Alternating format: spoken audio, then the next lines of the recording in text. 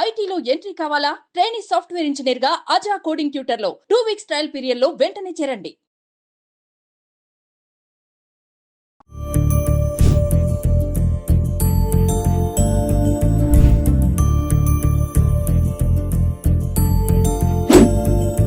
హైదరాబాదులో దిండిగల్ ప్రాంతంలో cement, iron, concrete ఈ మూడు లేకుండా ఇళ్ళని ఎప్పుడైనా కట్టడం చూసారా? కానీ ఇక్కడ కట్టారు. ప్రస్తుతం నేను ఆ ఇంటి ముందే ఉన్నాను. చాలా సహజ సిద్ధంగా 100 ఏళ్ల కిందట ఎలాంటి మెటీరియల్ వాడి ఇళ్ళను కట్టారో ఆ ఇంటిని ఇప్పుడు మీకు చూపించే ప్రయత్నం చేస్తాను. రాగానే మనకి ఇక్కడ వినాయకుడు ఉన్నాడు, స్టాచ్యూ ఉంది. ఇది చాలా న్యాచురల్గా ఉంచండి. మొత్తం ఇది రాతితో ఉన్నటువంటి స్టాచ్యూ. అలాగే అటువైపున మనకి కుడివైపున ఆంజనేయ స్వామి విగ్రహం ఉంది. ఏ దేవాలయంలో అయినా ముందుగా విఘ్నేశ్వరుణ్ణి దర్శించుకోవాలి. అలాగే దుష్ట శక్తులను అలాగే చెడు ప్రభావాలను దూరం చేసేటువంటి దేవుడు హనుమంతుడు. లోపలికి వెళ్దాం. ఒకసారి లోపల ఉన్నటువంటి ఇంటి యజమానితో మనం మాట్లాడదాం. ఇంటి మొత్తాన్ని చూపించే ప్రయత్నం చేస్తాను.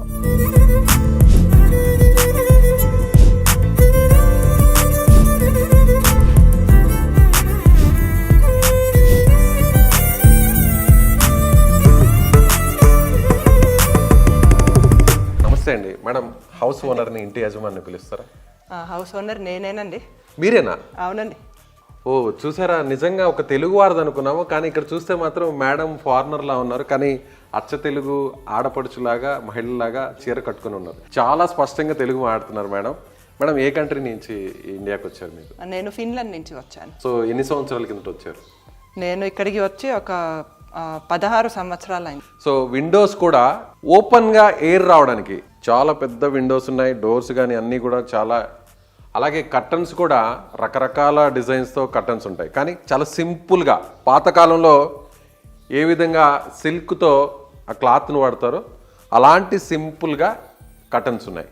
అలాగే ఇక్కడ మనకి చూడండి మేడం, ఇది హార్సెస్ ఉన్నాయి కదా, ఇవి ఏంటి? ఇది మెటీరియల్ ఇవి వుడ్ అండి. చాలా వెయిట్ ఉంది. వుడ్తో తయారు చేస్తారంట.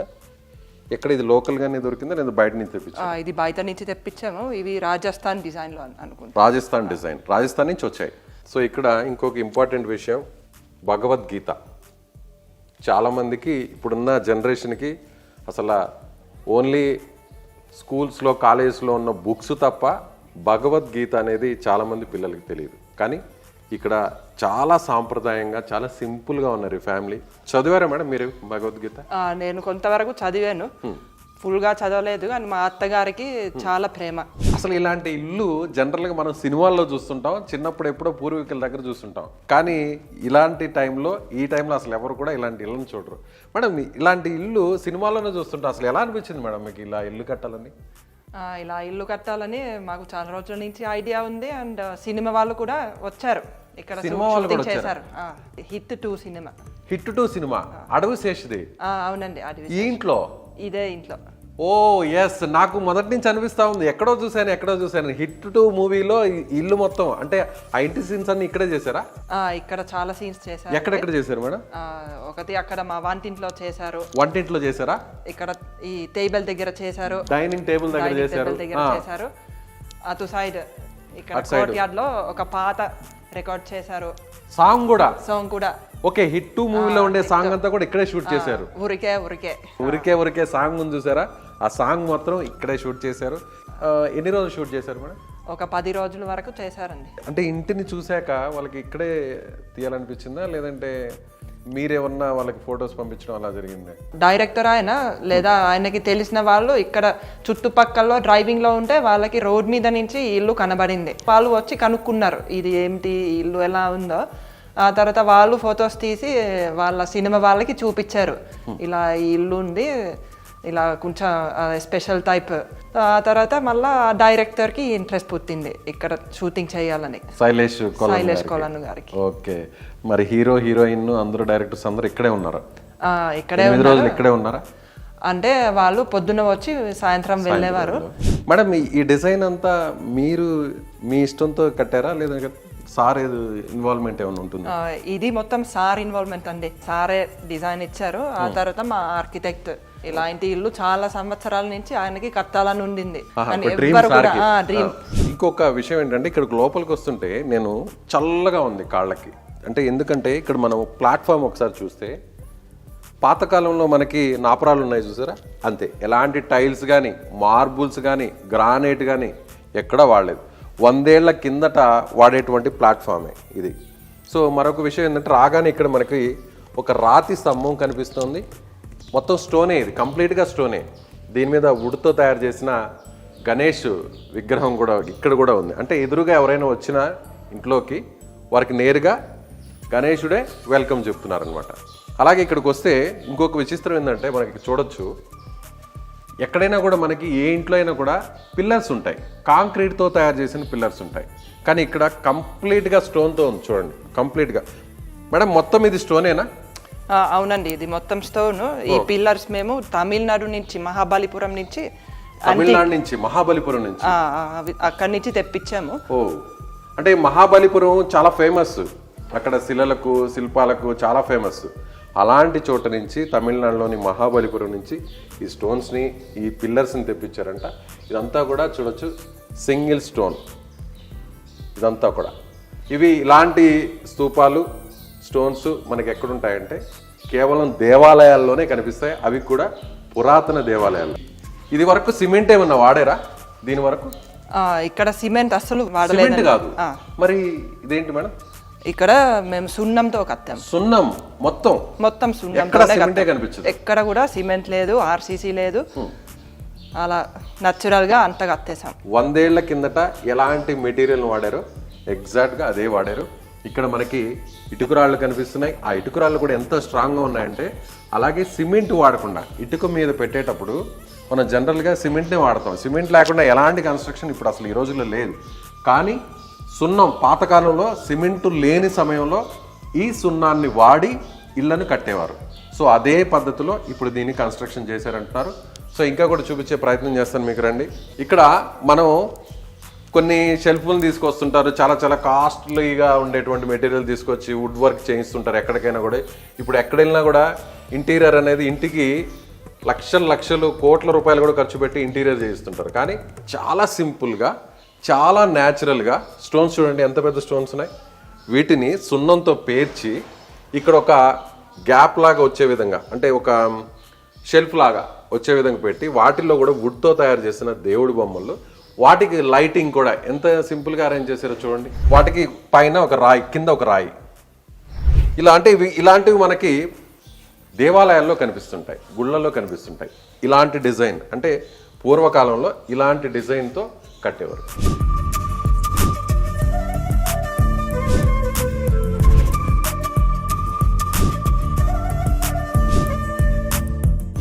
ఈ కాంక్రీట్ లైఫ్లో మనకి చిన్న చిన్న విండోస్ ఉంటాయి.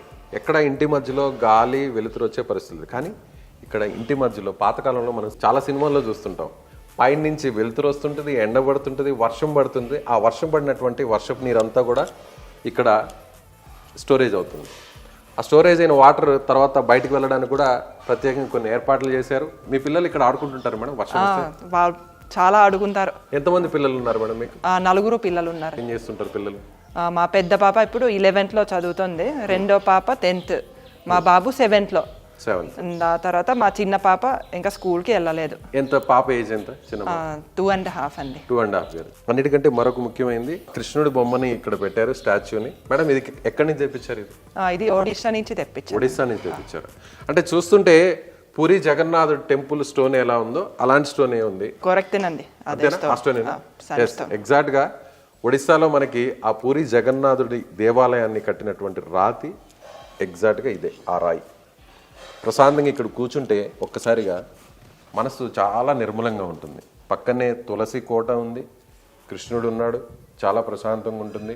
పైనుంచి మంచి వెంటిలేషన్ వస్తుంది, మంచి అసలు సన్లైట్ అనేది ఇప్పుడు ఈ కాంక్రీట్ లైఫ్లో అందరికి పడట్లేదు. ఎక్కడ డి విటమిన్ లోపంతోనే ఎక్కడ చూసినా అదే కనిపిస్తుంది మనకి. ఎలాంటి ప్రాబ్లమ్స్ లేకుండా ఇక్కడ ఉంటే ఇంకొక 20 సంవత్సరాలు ఎక్స్ట్రా బతకచ్చు ఇంట్లో ఉంటాయి. ఇంకా చూపిస్తాను రండి మీకు. ఇంకోటి కూడా మనకి పిల్లర్స్ బీమ్ లేకుండా ఏ స్లాబ్ ఉండదు. ఇంకొక స్పెషాలిటీ కూడా ఉంది. పైనంతా కూడా మనకి మొత్తం దూలాలే, వుడ్తో తయారు చేసిన పాతకాలంలో 100 ఏళ్ల కిందట అంతకు మునుపు ఉన్నటువంటి ఇల్లు ఏదైతే ఉన్నాయో మేడం ఇదంతా కూడా వుడ్డేనా?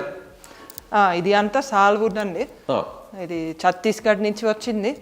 కొన్ని పెద్ద పెద్ద దూలాలు నేపాల్ బోర్డర్ నుంచి కూడా తెప్పించాం. మొత్తం పైనంతా కూడా మీకు కనిపిస్తుండేది కాంక్రీట్ కాదండి, మొత్తం రాయే. చూడొచ్చు పైన. మేడం అసలు ఎలా నిలబడుతుంది మేడం? అసలు రాళ్ళు ఎలా నిలబడుతున్నాయి? అదే మన దూలాల వల్ల రాళ్ళు ఉంటాయి. ఓకే, దూలాల్ని సపోర్ట్ చేసుకొని దానిపైన రాళ్ళు ఉన్నాయి. ఇక్కడ మన ఈ చెక్క పిల్లర్స్ ఉన్నాయి, రాతి పిల్లర్స్ ఉన్నాయి, వాటి వల్ల మనకి సపోర్ట్ వస్తుంది. మామూలుగా పిల్లర్ లోపల ఐరన్ ఉంటుంది, ఐరన్ రాడ్స్. ఆ తర్వాత పిల్లర్ వస్తాయి, దానిపైన బీమ్స్ వచ్చి దానిపైన స్లాబ్, కాంక్రీట్ స్లాబ్ ఉంటుంది. కానీ ఇక్కడ ఎక్కడ చూసినా కూడా ఇద్దండి వుడ్, కంప్లీట్ వుడ్. ఇది ఈ సైజులో వుడ్ దొరకడం అనేది అసలు ఎక్కడా లేదు, ఉండదు. సో దీన్ని బేస్ చేసుకొని ఆ పైన దూలాలు ఉన్నాయి, దూలాల పైన రాళ్ళు ఉన్నాయి కంప్లీట్గా. రైట్. అలాగే ఇటు సైడ్ వస్తే వాళ్ళు మనకి చూడొచ్చు ఎంత పెద్ద పెద్ద స్టోన్స్. ఇంత పెద్ద స్టోన్స్ ఎక్కడ దొరికాయి మేడం? అంటే న్యాచురల్గా ఉన్న వాటినే మీరు ఇక్కడ బిగించారా, లేదంటే ప్రత్యేకంగా తెప్పించారా? ఇవి న్యాచురల్గా అంటే ఇక్కడ మా ఇంటి పక్కనే ఒక క్వారీ ఉంది, సో అక్కడి నుంచి తెప్పించాము. అంటే మనకి బేస్మెంట్లో పాత కాలంలో వాడేవారు, ఇంత పెద్ద బండరాళ్ళు వేసి వాటిని కింద భూమి లోపల సపోర్టింగ్ కోసం వాడేవారు. దాన్నే ఇక్కడ ఒక కంప్లీట్గా ఒక వాల్గా చేశారు. దీని లోపల ఒక రూమ్ ఉంది, ఒక బెడ్రూమ్లా ఉన్నట్టుంది. ఇది పాతకాలంలో ఎలాంటి మనకి డోర్స్ ఉంటాయో ఆ డోర్ ఉంది. ఆ పైన డిజైన్ కూడా చూడొచ్చు. సో కింద కూడా పసుపు కుంకుమ కనిపించే విధంగా కలర్స్తో ముగ్గులు అవన్నీ కూడా ఉన్నాయి. ఇక్కడ పైన చూడండి, ఎక్కడ ఎలాంటి కాంక్రీట్ కానీ బీమ్ లేదు, రాయి సపోర్టింగ్గా రాయి పెట్టారు, ఒక నాపరాయి. ఆ నాపరాయి మీద స్టోన్స్ పెట్టారు. అసలు మామూలుగా ఇలాంటివి ఎలా నిలబడతాయో, అందులో ఇన్ని సంవత్సరాలు ఎలా నిలబడతాయంటే పూర్వీకులు కట్టేటువంటి వాడేటువంటి మెటీరియల్లే కారణం. మనం చుట్టూ కొన్ని పెయింటింగ్స్ కనిపిస్తున్నాయి, అవి న్యాచురల్గా లేదంటే ఏదైనా బయట నుంచి ఏమైనా కొనుక్కొని తీసుకొచ్చారు? బయట నుంచి మేము ఏం కొనుక్కుని తీసుకురాలేదు. ఇక్కడ మా ఆయన వాళ్ళ బెస్ట్ ఫ్రెండ్ ఆనంద్ అని ఉంటారు, ఆయన పెయింటింగ్ చేశారు, నేను కూడా ఒకటి వేశాను. ఆ తర్వాత పాత ఫోటోలు కూడా మేము చేయించాము. చూడండి అక్కడ కనిపిస్తున్నాయి కదా, అలాగే ఇక్కడ కనిపిస్తున్నాయి. మీరు వేసిన పెయింటింగ్ ఏది మేడం? నేను వేసిన పెయింటింగ్ ఇది డ్రాయింగ్. ఓ డ్రాయింగ్. ఎవరి ఫోటో మేడం ఇది? ఇది మా అత్తగారు వాళ్ళ అమ్మగారు. ఓకే, అంటే మీ అత్తగారి వారి అమ్మవారు. చూసారా, పూర్వీకుల్ని గుర్తుపెట్టుకున్నారు కాబట్టి అలాంటి ఇంటినే కట్టుకున్నారు. అప్పట్లో పూర్వీకులు ఇల్లు ఎలా ఉన్నావో అలాంటి ఇంటినే వీళ్ళకి స్వయంగా నిర్మించుకున్నారు. మేడం వేసినటువంటి ఆర్ట్ అంటే ఇది. ఆ స్టైర్ కేస్ కూడా ఒకసారి చూస్తే మీరు చూడొచ్చు. చాలామంది అంతా కూడా లిఫ్ట్లు పెట్టుకుంటుంటారు, రకరకాలుగా మెటీరియల్స్ని యూజ్ చేస్తారు. కానీ అక్కడ చూస్తే వుడ్తో ఉన్నవే, అవి కూడా రాళ్లతో ఉన్నవే. మేడం ఏసీ ఏమన్నా ఉందా ఇంట్లో? మా ఇంట్లో ఏసీ లేదండి. ఇక్కడికి వస్తే అసలు ఏసీ అవసరం ఏముంటుంది మేడం? ఇప్పుడు చలికాలంలో కొంచెం వెచ్చగా అనిపిస్తుంది, మరి వేసవి కాలంలో చల్లగా ఏమైనా ఉంటుందా? వేసవి కాలంలో కూడా సిటీ కంటే ఇక్కడ చాలా చల్లగా ఉంటుంది. చాలా చల్లగా ఉంటుంది. బయట ఇళ్ళకి ఈ ఇంటికి టెంపరేచర్ ఎంత డిఫరెన్స్ ఉంటుంది? టెంపరేచర్ అదే, ఇప్పుడు మనం ఏసీ లేకుండా ఒక మామూలు ఇల్లు చూస్తే ఇక్కడికి అక్కడికి ఒక ఈజీగా ఒక 10-15 డిగ్రీస్ డిఫరెన్స్ ఉండొచ్చు. సో ఎక్కడ చూసినా మనకి పొల్యూషన్, కానీ ఇక్కడ అవేమీ కనిపించదు. ఎయిర్ పొల్యూషన్ ఉండదు, సౌండ్ పొల్యూషన్ ఉండదు, చాలా ప్రశాంతంగా ఉంది. ఇంట్లోకి రాగానే నడుస్తుంటే నాకైతే కాళ్ళకి ఆ రాతి నుంచి వచ్చేటువంటి ఆ చల్లదనం, ఆ స్పర్శ చాలా స్పష్టంగా, అంటే ఫుట్ నుంచి నాకు పాదాల దగ్గర నుంచి బ్రెయిన్ వరకు తెలుస్తుంది. నిజంగా అప్పట్లో పూర్వీకులు ఎందుకని ఇలాంటి ఇళ్లను కట్టేవారో, కట్టిన తర్వాత వారు ఎంత ఆరోగ్యంగా ఉంటారనేది ఈ ఇంటిని చూస్తే అర్థమవుతుంది. నిజంగా thank you madam, thank you so much. మీకు ఇంత మంచి ఇంటిని నాకు చూడడం నాకు చాలా ఆనందంగా ఉంది. అలాగే మా వ్యూవర్స్ కూడా, సుమన్ టీవీ వ్యూవర్స్ కూడా చూపించడం చాలా సంతోషంగా ఉంది. అదే మీకు సంతోషంగా ఉంటే నాకు చాలా సంతోషం. వచ్చినందుకు చాలా థ్యాంక్స్ అండి. ఇలాంటి ఇళ్లలో ఉంటే ఎంత మనసు హాయిగా ఉంటుందో, నాకు ఇక్కడ కేవలం ఒక 1 అవర్ ఉన్నందుకే నాకు చాలా హ్యాపీగా ఉంది. ఆ ఫీలే మారిపోయింది నాకు. సో ఇది ఈ ఇల్లు చూశాక మీకేమనిపిస్తుంది? ఇలాంటి ఇంటిని ఎప్పుడైనా మీరు చూసారా? చిన్నప్పుడు మీరు ఇలాంటి ఇళ్ళలో ఎప్పుడైనా ఉన్నారా? ఉంటే ఖచ్చితంగా కామెంట్ చేయండి. అలాగే లొకేషన్ కూడా చెప్పండి. ఆ ఇంటిని మేము కూడా వచ్చి హోమ్ టూర్ చేసే ప్రయత్నం చేస్తాం. Thank you.